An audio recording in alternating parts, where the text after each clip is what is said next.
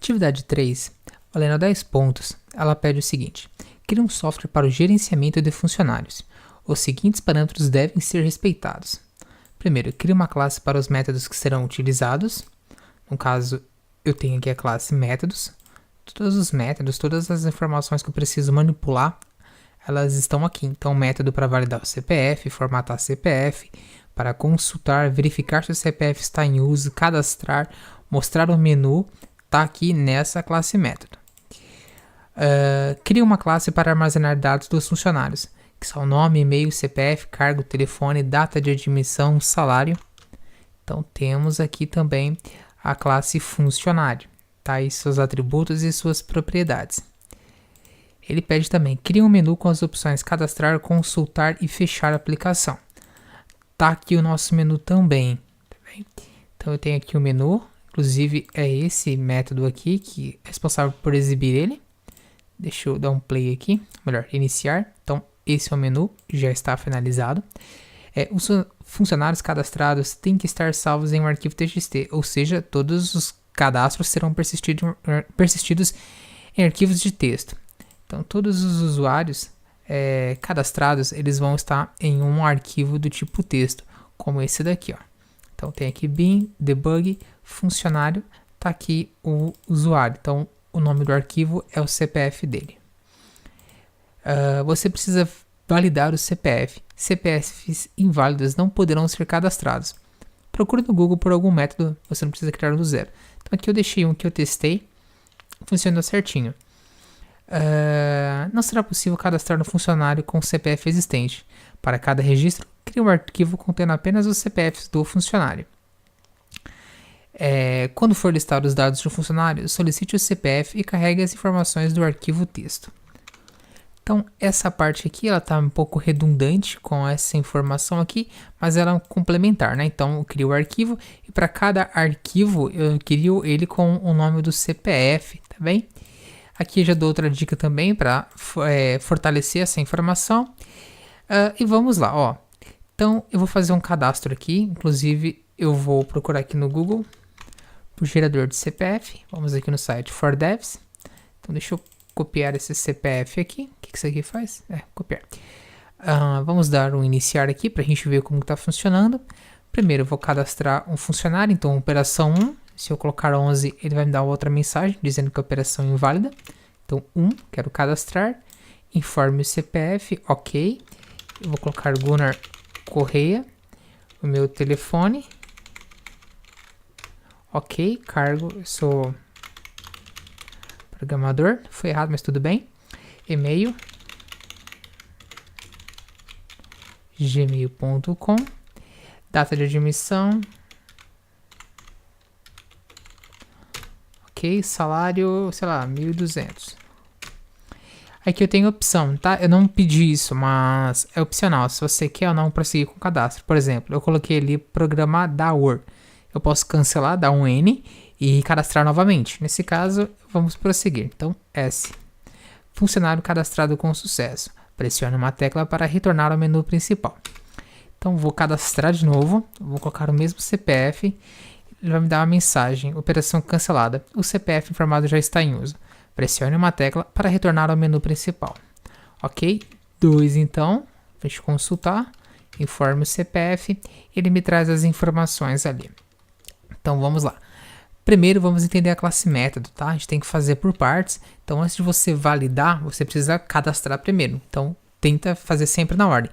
Primeiro você cadastra, depois você consulta para testar, e aí depois você vai fazendo os métodos de validação. Não tem como você fazer o método de validação se você não tem o cadastro, não tem a informação para você validar, né? Então, nada mais fácil do que você já validar com a aplicação real, desde você ficar criando códigos fakes ali, né? Pseudocódigos para estar trabalhando. Então, primeiro, classe métodos, tá? Botão direito, adicionar, em algum lugar aqui tem adicionar, classe, cria classe métodos. Ela é do tipo pública, porque todo meu projeto vai acessar ela. Tem uma variável do tipo privada, né? Um atributo privado do tipo string, chamado de dir. Aqui eu tenho um construtor, tá? Construtor a gente usa o setor ali. E avança com tab, né, para ele criar isso pra gente, ou você escreve, tá? Não tem problema. Métodos, então eu acesso esse atributo, tá? Classe métodos.dir vai dar o nome de funcionários. Então aqui, ó, ele já tem, ó, funcionários. Todos os meus registros vão ficar dentro dessa pasta. Voltando aqui, eu verifico, ó, se o diretório não existir, você cria ele, tá bem? Então, director.exists, temos que importar a classe system.io. Se não existir, estou negando ali, tá? O director.exists, ele retorna true se existir. Então, estou negando ali. Se não existir, ele cria o diretório. Tenho aqui, então, o método menu, do tipo void, público. Exibo as informações de menu. Isso aqui eu nem vou explicar. Eu tenho aqui, então, o método cadastrar, que ele só vai cadastrar, tá? Então, aqui eu tenho... Ele é tipo bool, se ele cadastrou ou não. Se não deu nenhum erro, então ele cadastrou. Se deu um erro, ele retorna falso, porque não cadastrou. Então, ele recebe o funcionário ali na sua assinatura. Eu dou o nome de fun, poderia ser qualquer nome, eu dei fun. Cria aqui uma string, tá? Para os dados ficarem persistidos. Para os dados ficarem persistidos dessa forma aqui no meu arquivo, tá? Poderia fazer linha por linha, mas aqui eu quis fazer dessa forma para usar o XSplit e deixar um outro exemplo para vocês. Então aqui, string.format foi formatando, ó, posição 0, 1, 2, 3 até a posição 6, tá bem? Aqui, tá, aqui eu separei com um pipe, tá bem? Então, pipe aqui. Só quero ver uma informação, porque eu acho que aqui, na hora de listar, eu não exibi o CPF do meu usuário. Isso mesmo, já a gente volta aqui. Então, deixa eu colocar isso daqui para mim não esquecer. CPF. Ok, voltando aqui, tá? Então, para cada posição eu vou atribuindo, ó, nome, e-mail, CPF, cargo, telefone, data de admissão e funcionário salário. Então, eu abro uma conexão StreamWriter com o meu arquivo, passo o caminho, tá? Então, aqui 0/1, o primeiro valor ali é o diretório que a gente atribuiu aqui em cima, tá? Esse valor aqui, funcionários, barra, a posição 1 aqui seria o meu CPF, o CPF do meu funcionário, tá? Então, barra o CPF dele, .txt. O que esse método formata CPF faz? Então, eu criei esse método aqui só para fazer um replace, para trazer o CPF para mim sem pontos, sem vírgula, perdão, sem pontos, sem traço e sem espaços no começo e no final. Então, ele formata o CPF ali para mim criar um arquivo só com os números, tá? Então, eu crio aqui, então, crio uma conexão, digamos assim, com esse arquivo, abro ele, faço a persistência. Se ele não existir, o StreamWriter cria, escrevo nesse arquivo essa linha aqui, fecho a conexão, retorno true. Se deu erro, exibo o código do erro e retorna falso, ok? Verificar se ele está em uso, bem simples também. Então, verifica CPF em uso, do tipo booleano, verdadeiro ou falso. Ele recebe ali uma string que é o CPF que eu informei, pode estar com ponto, com traço, com espaço, tá? Sem problemas aqui. Então, o que eu faço? Ó, path, uma string chamada de path, recebe string.format e a mesma coisa, posição 0 barra posição 1.txt. Aí eu passo meu diretório e aqui eu passo meu CPF. Mais uma vez eu formato o CPF para estar verificando. Se o arquivo existir, retorna true, se não false. Se o arquivo existe, eu não posso cadastrar, tá bem? Então essa é a regrinha aí. Vamos prosseguir agora. Consultar. Bem simples também. Mesmo esquema lá de cima, path, formato ele, trago o caminho e o CPF dele, .txt, formatado. Abro uma conexão de leitura com o meu arquivo, passando aqui o path, que é o caminho mais o arquivo e sua extensão. Tem aqui uma string chamada de data. Então essa data aqui, ela vai ler a linha, só temos uma, tá? Então a única informação que tem ali, que é essa, ela vai ler e vai jogar naquele valor, tá bem? Voltando aqui, a gente fecha esse arquivo, tá? Eu verifico, ó, se ele for diferente de nulo, né? Então porque tem uma informação. Se não tiver nada, já retorna nulo. Inclusive se houver um erro também, já retorna nulo. Aqui a gente vai fazer aquele split, igual foi explicado nas aulas, tá? Ele vai pegar uma string e vai quebrar em um determinado ponto e criar um array com cada valor ali. Então, no caso aqui, com um pipe, tá? Lembrando que aqui em cima foi gravado com o pipe também. Ótimo. E aqui eu sigo a mesma ordem que eu trouxe aqui em cima, que eu cadastrei, tá bem? Então tem que estar na mesma ordem, tá? Então fun.nome, ele tem que acessar o split da posição 0, tá? O e-mail posição 1, CPF 2 e assim por diante, tá? Eu posso até jogar esse aqui para baixo, mas a posição do cargo tem que ser a 3. Porque aqui, ó, o terceiro índice, esse daqui, que tá gravado o cargo, tá bem? Então toma só cuidado com essa informação aí. Então aqui consultar tá certo, ele faz todas as associações aqui.